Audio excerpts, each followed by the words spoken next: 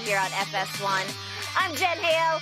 That is Skip Bayless and a man I owe congratulations to. All right, Shannon Sharp, I'll be the bigger person. Congrats to your Lakers. Was she supposed to show up this morning? Neither one of you should have showed up. I'm not a Pelicans fan. Beat the brakes off them. Wait a second. I need to find out what time is the parade in downtown L.A. today. Ask Paul George. I think the Lakers just won the championship Ask last Paul night. George. He should tell you what the parade is. Well, we'll discuss that's not it a what little he later. was talking about. Yeah, well, what he was talking We about. will definitely discuss that later. And in a few minutes, we're going to discuss your Lakers because they look like they should win. There are no more excuses now. LeBron has no more excuses. You know I might alter my plans. They honored and Goat James in the All-Star game. You saw that? I saw it. Well, you going? You never know where I might show up at. That is a fact. Could be an international man of mystery. All right, guys, we will break that game down in just a few minutes. But let's start over in the NFL this morning because, according to reports, Eric Bieniemy scheduled to interview today with the Commanders for their offensive coordinator position, not head coach. According to the report, Bieniemy would consider the lateral move with the assumption he would be running the entire offense, and it could be a springboard for him to land an eventual head coaching job. Shannon, what do you think? Should Bieniemy take this OC spot if he gets offered? No. Why? And do what? Skip, you don't even know who the quarterback's going to be. It was Carson Wentz for like 3 weeks. Then it was Taylor Heineke for a couple of weeks. And the end of the season being Sam Howell. Also, what's going on with Washington? First of all, there's turmoil. It's been brought for the last decade. Now, there's a great, there's an 80, 90% chance, Skip, they're going to be sold. The Commanders are going to be sold. New ownership comes in. What normally happens with new ownership, Skip? Unless you winning up out the yin-yang, they clean house. They let the hair go with the hide.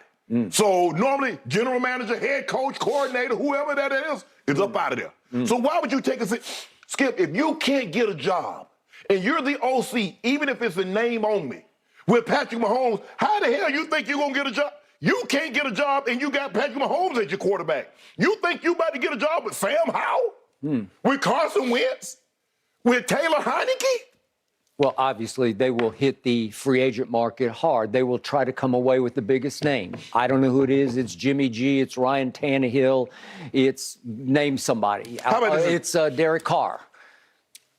I just want to know why come hot black candidates can't get coaching jobs when they're hot. Okay, let's go back to 2016, Skip. Yep. The Patriots won the Super Bowl. Yep. Josh McDaniels get offered a job at the 18th hour. He said, no, I'm good. I'm staying. Sends the facts, I'm staying in New England. Yep. In 2017, Frank Reich, OC, gets it. He don't call plays. Who was calling the plays, Skip? If I'm not mistaken, Dougie P was calling plays, right? Yeah. But Frank Reich gets the coach job.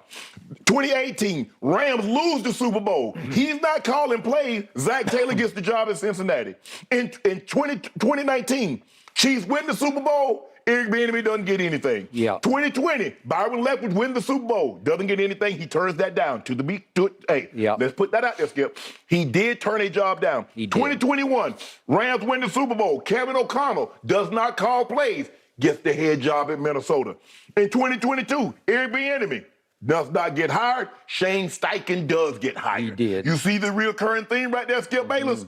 I am not touching. I don't want to go anywhere near Washington until they settle their situation with what's going on with ownership and all the things that's brewing from the above the coach up. I don't want that. I'm not touching it. So if I'm Eric Bieniemy, I'm going to stay my butt in Kansas City. Because if I can't get a job coaching Patrick Mahomes, I damn sure not going to get a job coaching Sam Howell, Carson Wentz, or Taylor Heineke. Taylor Heineke, I got it right all time, Skip. I'm going to leave that alone, Skip. I'm not fooling with it. Eric Bieniemy, stay where you are. This is a lateral move, but this is a suicide mission. If they don't think you're good enough right now, because you know what they're going to do, Skip, I can't believe the offense for Washington is no better than what they are. Did you see the quarterback that they got? Yeah. No. EB, stay you where you are. Okay.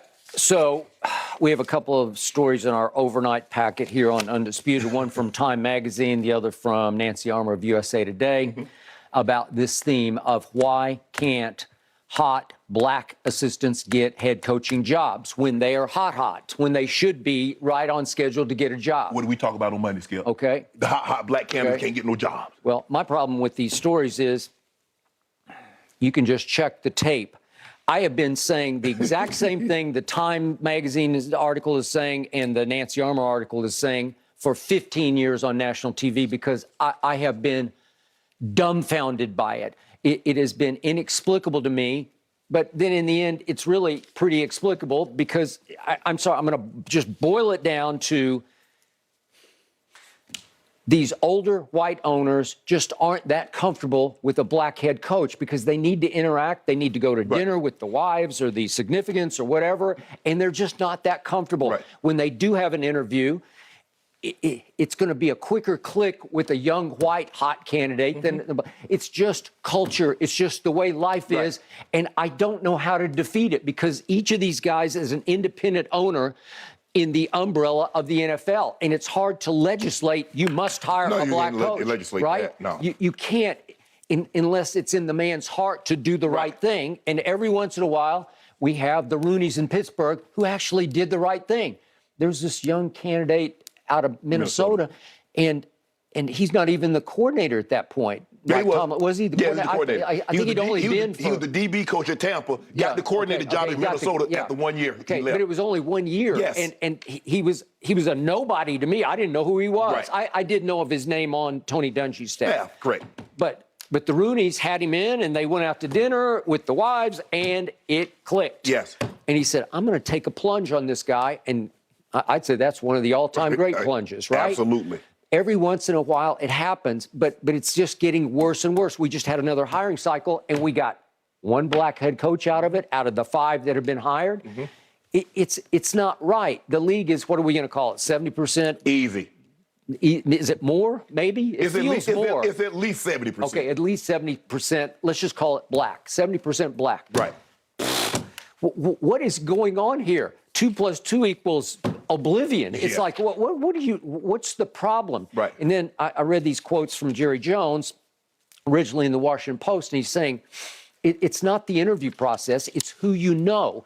He made the point, I didn't hire Jimmy Johnson off an interview. He didn't need an interview. He played with him. He roomed with him at Arkansas as a teammate, right? We talk about that. Okay. 80% of the jobs are filled without an interview. Okay. Hey, Skip, you know somebody? That's what it is. That's what it is. And then Jerry turned right around and fired Jimmy and hired Barry Switzer out of the blue. He also knew. Okay. Well, did he know him? Because Barry helped coach that team and had played at Arkansas. So they were like this. They were very close. Right.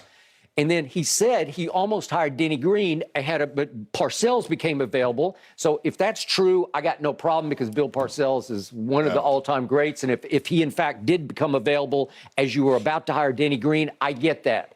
But the reason Jerry said he wanted to hire Denny Green is they had served together on the competition committee and they had gotten to know each other. They had socialized. Right. So...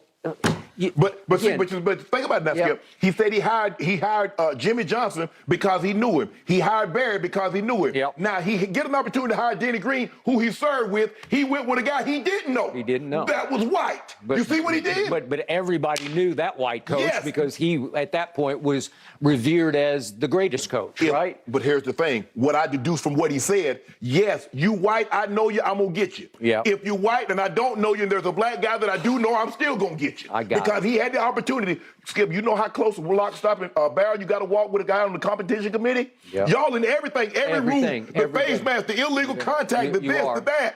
And you're having dinners together. Yeah, you in the room with that man all the time on the meetings. Okay. And Jerry's saying, God, I kind of like this black man. Okay. Because Jerry didn't grow up around a lot of black people. No. Okay. All right. Now back to Eric Bieniemy. I think we're up now to, this may be an unofficial count, I think 17 is what Time reported, that he's 17 times interviewed. 17 times. Well, this is shameful. This is almost becoming punishment for Eric Bieniemy, right? Right. I did go through this once upon a time with the coach with Dan Reeves. I'm going way back, but this is in the White coaching cycle. Yes. When all of a sudden I was out here covering the Rams in L.A. This is in the 70s. But just a quick point of order here. I called Dan Reeves, who was a candidate for the job. He had been through about 17 interviews, and he'd been the bridesmaid every time he'd finished second for, I don't know, maybe 10 plus jobs, double-digit jobs. And the Rams had lost Chuck Knox, who had gone up to Buffalo to coach O.J. Simpson and the electric company, and all of a sudden they need a coach. And I told you I tried to campaign for them to hire Eddie Robinson, because I'd spent a week with Eddie Robinson and Doug Williams at Grambling. Eddie's one of the greatest coaches of all time. I know he's just a college coach, but I know he can be a head coach because I watched him head coach Grambling State, right? Okay, so I called Dan Reeves to say, what's your interest level? He said, well, if I lose this one, I don't think I'll ever get a head coaching job because they're going to condemn me as the guy who finished second. Somebody's going to sit back and say, well, why does he always finish second? They must, and it's a sheep-think league. And so all of a sudden, it gets to, it starts to feed off itself. And thankfully, somebody, I don't know who hired Dan in Denver. I don't know who was in charge at that point, but somebody. I think Phillips. I think the owner was Gerald Phillips. Maybe it was, but somebody had the vision to say, I don't care how many times he finished second, I'm going to take a shot. And guess what? Dan Reeves turned out to be pretty great, right? As you well know. Okay, he was your first. He was my first head coach. First head coach. Okay, now back to Eric Bieniemy. I hear you about the Washington situation. It's a wreck. Upstairs, it's a wreck. Ron Rivera is not a wreck. I think he's a very good head coach, and he did get a team in Carolina to the Super Bowl. And he always puts a pretty good product on the field to my eyes. But he is defense first. He's all defense all the time. The reason I would encourage Eric to take this shot is because if you truly want to be a head coach, you're now going on 54 years of age. In August, he turns 54. Well, at some point, in the next few years, they're going to say, well, he's just too old to get his first head coaching job as he approaches 60 years of age. Big Fangio was damn near 70 before he got his first one. Thank you. Okay, I got it. But I'm trying to eliminate the excuses that could crop up here. They got another one. So they got excuses you ain't even thought of yet. There you go. Okay, so what could happen in Washington? They got the 15th overall pick. They might be able to get one of those kids. If somebody falls, Levis falls, the Florida quarterback falls, maybe you'd have a developmental project. I kind of like Sam Howell. They did a 26-6 number on my Cowboys in that final regular season game. He had his moments. That team has skill position players. McLaurin and Curtis Samuel and Dotson and Logan Thomas and the kid Brian Robinson, who got shot and obviously came back, and he's pretty good. And I always liked Antonio Gibson, and McKissick's pretty good. So they've got some. I'm not saying it's the best, but it's a credible skill position, a group of weapons to me. So your only hope, I'm just telling you, his only hope right now is to go take a job.